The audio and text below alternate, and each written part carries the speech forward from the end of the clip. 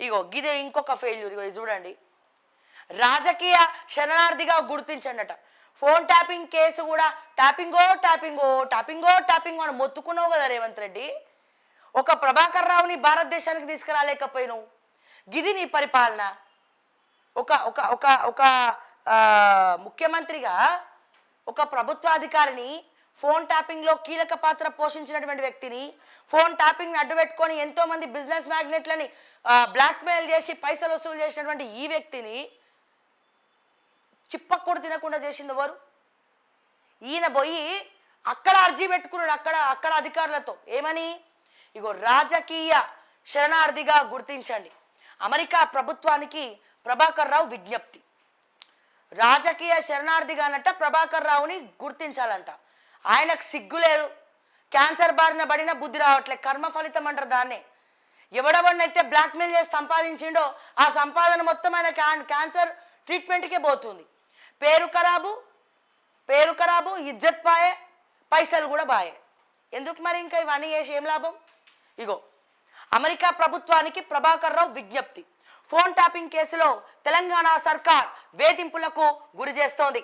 భారత్లో తనకు రక్షణ లేదని తెలిపిన, అరే ప్రభాకర్ రావు సార్, మీ వల్లనే కదా సార్ చాలా మందికి రక్షణ లేకుండా అయిపోయింది. ఆ కేటీఆర్తో, హరీష్ రావుతో, వాళ్ళతో చేతులు కలిపి వాళ్ళు చెప్పింది చేసినావు, వాళ్ళ మోసేతి నీళ్ళు తాగినావు, వాళ్ళ అడుగులకు మడుగులెత్తినావు. ఎవడి ఫోన్ డేటా తీయమంటే వాళ్ళ ఫోన్ డేటా తీసి అనధికారంగా పర్మిషన్ లేకుండా డేటా తీసి వాళ్ళ జీవితాలతో ఆడుకున్నావు. సిగ్గులేదు? ఇంతకన్నా కర్మ ఏమనుభవిస్తావు నువ్వు? మళ్ళీ మాట్లాడుతున్నావు రాజకీయ శనార్థిగా నన్ను చూడండి, నన్ను బలి పశువుని చేసిండ్రు, గొర్రెని చేసిండ్రు అని మాట్లాడుతావు. ఫోన్ ట్యాపింగ్ కేసులో తెలంగాణ సర్కార్ వేధింపులకు గురి చేస్తోంది.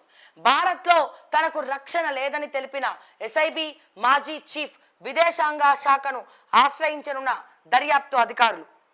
ఓకే, షికాగోలో శ్రవణ్ కుమార్ ఇంటర్పోల్ సాయంతో రప్పించే యత్నం. ఫోన్ ట్యాపింగ్ కేసులో కీలక పరిణామాలు చోటు చేసుకున్నాయంటూ కేసులో ప్రధాన నిందితుడుగా ఉన్న ఎస్ఐబి మాజీ చీఫ్ ప్రభాకర్ రావు దర్యాప్తు అధికారులకు షాక్ ఇచ్చారు.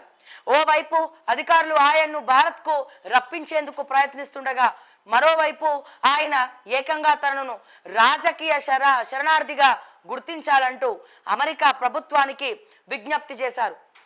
బీఆర్ఎస్ ప్రభుత్వ హయాంలో రాజకీయ ప్రత్యర్థులు, బడా వ్యాపారుల్ని లక్ష్యంగా చేసుకొని నాటి ప్రభుత్వ పెద్దల ఆదేశాల మేరకు ప్రభాకర్ రావు బృందం ఫోన్ ట్యాపింగ్లకు పాల్పడినట్లు కేసు దర్యాప్తులో గుర్తించిన సంగతి తెలిసిందే.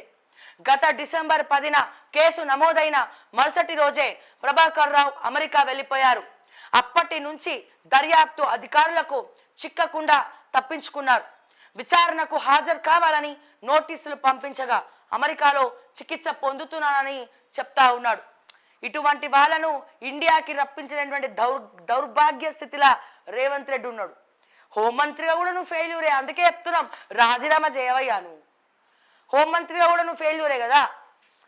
హోంమంత్రి పోర్ట్ఫోలియో కూడా ముఖ్యమంత్రి దగ్గరే ఉంది కదా. ఒక ప్రభాకర్ రావుని రప్పించలేకపోతున్నావు.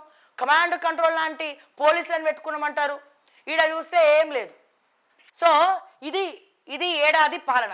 ఇక చూడండి, అందుకే చెప్తున్నా, ఇవన్నీ మేనేజ్ చేయలేనటువంటి ముఖ్యమంత్రి అవసరమా? రాజీనామా చేయమనండి. స్టార్టింగ్లోనేమో నీతి సూక్తులు చెప్పాలి. పిసిసి అధ్యక్షుడు ఉన్నప్పుడు నాకు ఒక్కతే బిడ్డ ఉన్నది, నాకు ఆల్రెడీ కోట్ల ఆస్తి ఉన్నది, నా బిడ్డ సెటిల్ అయిపోయింది, మంచి అయ్య చేతిలో పెట్టినా, మంచి ముద్దు మనవడు పుట్టిండు, సో ఇంకా నేనేం చేయక్కర్లేదు, ఇంకా నాకు ప్రజలతోనే పని, నా కుటుంబంకి నేనేం చేయక్కర్లే, ఆస్తులు ఆల్రెడీ ఉన్నాయి, ప్రజల కోసమే పనిచేస్తా, నీతి నిజాయితీతో పనిచేస్తా అని చెప్పి ప్రగడబాలు పట్టినటువంటి ఈ రేవంత్ రెడ్డి ఒక్కడు కాదు. గతంలో ఉన్నటువంటి ముఖ్యమంత్రికి 5 ఏళ్ల తర్వాత అహంకారం తలకెక్కితే ఈయనకి 3 నెలలనే తలకెక్కింది.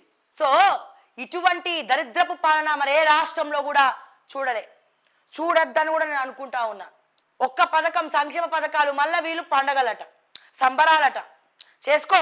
గురుకులాల పిల్లలు ఫుడ్ పాయిజన్ అయి చచ్చిపోతే వాళ్ళ శవాల మీద చేసుకో సంబరాలు. 46 జీవో బాధితులు రోడ్డు ఎక్కుతుంటే వాళ్ళ లాటరీ ఛార్జీలు చేసి వాళ్ళ ఒంటి మీద, విద్యార్థుల మీద, నిరుద్యోగుల మీద, దాని మీద చేసుకో నువ్వు సంబరాలు. 6 గ్యారెంటీలు ఏమి ఇచ్చినారని? లగచర్ల ఫార్మా క్లస్టర్ రద్దు. లగచర్ల ఘటనపై ఒక ఎఫ్ఐఆర్ చాలు, పోలీసులకు హైకోర్టు ఆదేశం, మరో 2 నిలిపివేత. లగచర్లలో ఫార్మా విలేజ్ పెట్టడం లేదని వారం క్రితమే వామపక్షాలకు చెప్పిన సీఎం. తాండూరు సబ్ కలెక్టర్కు బాధ్యతలు. త్వరలోనే భూసేకరణ నోటిఫికేషన్, ప్రతిపాదనలు సిద్ధం చేసిన టీజీఐఐసి. స్థానికులకు భారీగా ఉపాధికి అవకాశం, వస్త్ర సంబంధ పరిశ్రమలకు ప్రాధాన్యం, అక్కడే బహుళ ఉపయోగ పారిశ్రామిక పార్క్ అంట. గిరిజనులతో ప్రభుత్వం వెనకడ. సో తెలంగాణ పౌరుషాల గడ్డ, ఓకేనా? సో తెలంగాణ పబ్లిక్ని ఎవరు కూడా మోసం చేయలేరు. ఒకవేళ మోసం చేసిన 5 ఏళ్ళు చేస్తారేమో, 10 ఏళ్ళు చేస్తారేమో, దీర్ఘకాలం గదే నడవదు కదా. అందరు అప్డేటెడ్ వర్షన్లో ఉన్నారు. సో అందుకే చెప్తున్నా, మిస్టర్ రేవంత్ రెడ్డి గారు, honourable chief minister of Telangana, మీకే చెప్తున్నా, అర్థమైందా? ఏమని?